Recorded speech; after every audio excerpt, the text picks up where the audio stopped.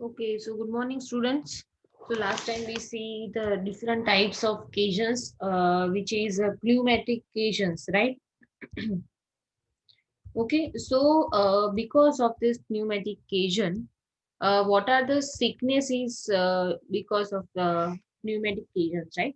So when the workers working under compressed air inside the working chamber, they suffer certain type of disease when they return to the atmospheric pressure, right? So because of this temperature or temperature changes or atmospheric changes, they might feel some disease, which is known as a Cajun sickness and Cajun disease, right? So the main symptoms of this disease are: first is dizziness, which is also known as vertigo. Second is a double visions. Third one is a headache.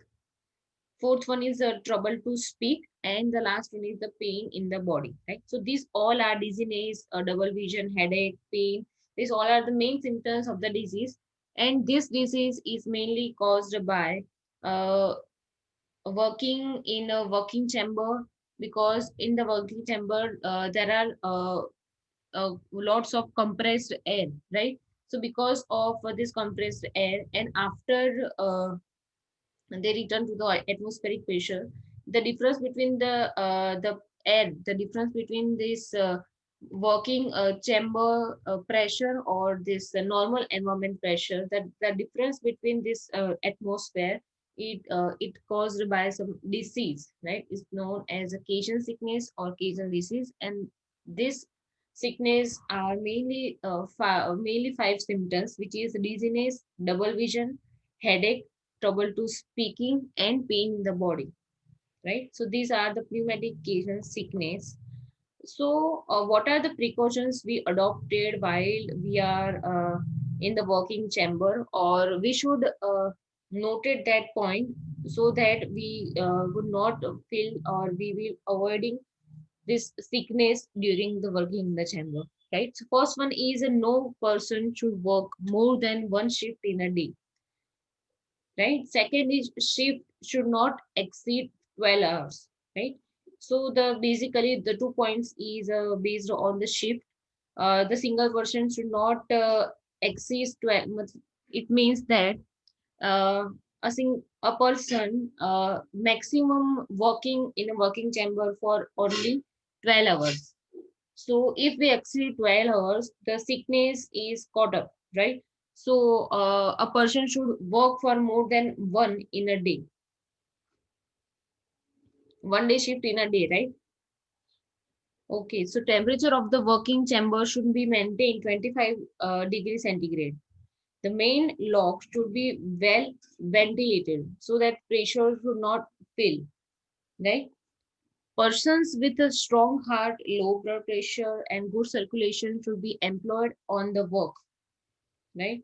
Use of alcoholic drink should be strictly prohibited.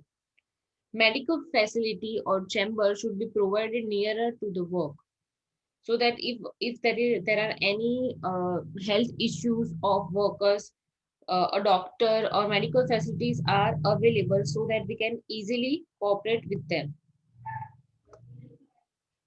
The workers should take enough meal before the shift starts, it will be fit for physical activities, right? All the passages, shaft, etc. of the cage should be well ventilated and properly lighted, right? Workers use man lock for entry and interval and exit. So all you have these man locks is provided. So these all are this basic precautions which should followed by all these workers, right? So they cannot feel any dizziness or sickness after the working in this working chamber, right? So we firstly see this all the point, right? So first one is about the shift. Shift should not be exceeded 12 hours. It means that uh, a person should not work more than 12 hours, right? No person should work for more than one shift in a day, right? Temperature maintained in the chamber is 25 degrees centigrade. All main locks are provided with ventilations. Persons with a strong heart, low blood pressure, and good circulation should be employed on the work, right? Alcoholic drinks prohibited. Medical facilities or chambers should be provided nearby.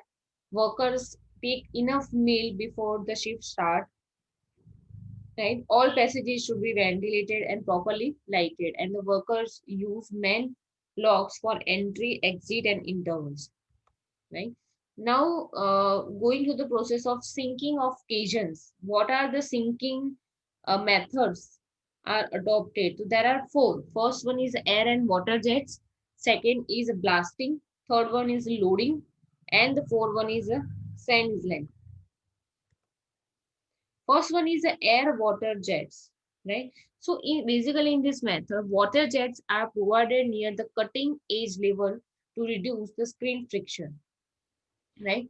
And the air or water is forced through the jet with the facilitate the sinking of the cations, right? So these are the air and water jet method of sinking of cations, right? Next is the blasting, right?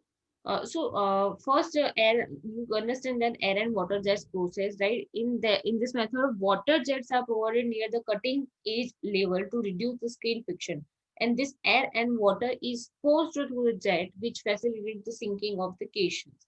Next is the blasting. In this method, the explosives are used to remove any obstruction such as rock, boulders, etc., and facilitate the sinking of cations, right? So the cutting edge is cleared and suitable charge of explosive is provided at the depth of about 1 or 2 meters below the curb level, right? Loading. Applied uniform load on the top of the cation to facilitate singing, right? Loading, how we provided loading. Because of the loading, that the process of sinking is started. So this apply load is uniform on the top of the cation so that it is easily sinking, right? Next is sand island, right? This method is also known as artificial island method, right? It is adopted when the subsoil conditions are not in position to keep Cajun stable, right? So in this method, sink a steel cylinder around the site of work and then filling this cylinder with the sand or other dredge material. So the Cajun is sunk through this filling, right? Is exactly like this, right? This all are provided with all the gravels, boulders, sand, etc. So because of this well is sink in the right in the into the ground level. Now, what are the problems facing in a well sinking? Right, the major problem in well sinking are sand blowing, tilting wells, and shifting of wells. Now, first is sand blowing, right? So the trouble of sand blowing takes a place during the process of dewatering of well passaging through sandy strata. So the ground around the well starts breaking up and wide cracks are formed. So the fall of sand in the cajon is so sudden and huge in amount to a depth of about 3 to 15 meter of sand. So all this may result in a fatal accident when sand blowing occurs. Dewatering of cations should immediately discontinue and bundle of grass or some such filling materials should be placed all around the staining to control the sand blowing, right? Uh, Now the control of dredging. Dredging is done only near to the portion which has tilted, right? The portion which is higher than the other is termed as a tilt edge, right? Like one portion is a dredge, one portion is a sink well, and other portions is not sinking and slightly above the ground level. So it is look like inclined edges. So this inclined edges. one is above and the other edge is at the below, right, is known as a tilted edge. So this method is not very effective when the well has been sunk to a great depth. So in such cases, a hole is made in a steining, and by hooks the rope of the dredge is pulled towards the higher side to the maximum possible extent. The hole is nearly made to the ground level. It's like this, right? Here, the rope is provided and the pulley is provided. So we this two figure you explain here easily, right? Okay, so here the hole in main sailing by the hooks or ropes is dragged, is pulled towards the higher side to the maximum possible extent, is like this, right? So then we can easily uh, equally applied this is sinking process is well because of this help of the rope and the hook and the pulley. Next is eccentric loading. Right. So in this method, heavy loads are placed on the tiltage edge. Right. So the moment caused by the heavy load brings the well in true position. Right. Here you can see that this part is looks like it's down, and this edge is looks like a slightly upward, right?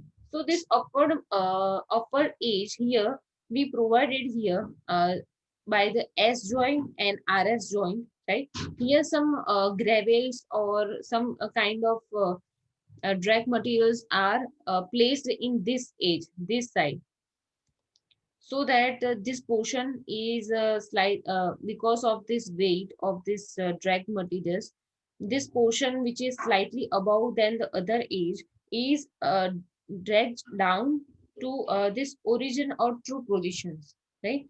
So this will also help in this problem in sinking well sinking, right? So there this eccentric loading are also happen, but we can solve this issue by providing the upper edge side on the gravel or some drag down material. With the help of this material we can easily uh, brings the well in this true position, right? Next is water jetting. So in this method, water jet is forced on the outer faces of the wall towards the high side so that the skin friction is reduced toward the high side. And this method is effective in case of well is being sunk in a sandy strata. Right. So here we stop our lecture here.